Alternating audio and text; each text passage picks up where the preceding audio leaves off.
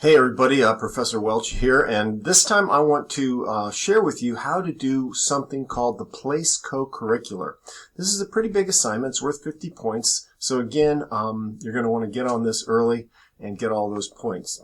Well, what you do is you go to the modules section, and we're going to be in Module 3, which is our college success skills.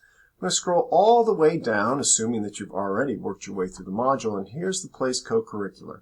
Now, that's a very unusual name, but let me share with you how it works. During times when we would have access to all the places on campus, I would actually physically send you out to find a place, whether that might be the math lab or the writing center or student services or the career center, any of those places, and you would find some things out about that place. You would write down your information, you would write it up, and you would turn it in. But this time, you're going to go to a place that you can access online and answer those same questions. So you're going to click on that Place Co-curricular module, which will take you to the module itself.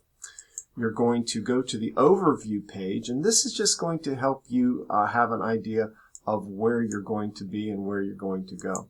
So, for instance, here's a great discussion of place here, and then some links to various websites which describe the services that Valencia provides. And again, continue to work through this module. Once you look around, there's a little quiz. Don't worry, you're not going to be graded on this, but it's kind of fun to see how well you've identified those places. Then you're going to find your place on campus. There's again a number of links here where you can go. And you're going to choose a place that you can currently access online. Now, obviously, some places you can't access online right now, but here's some examples of the ones you can. You could actually go to academic advising online. You could go to international student services. You could go to career development services. So, check it out. Pick one that you'd like to investigate a little bit more, and then simply write up your responses. And again, it's only about a 150-word reflection. You're going to put which place did you select and why.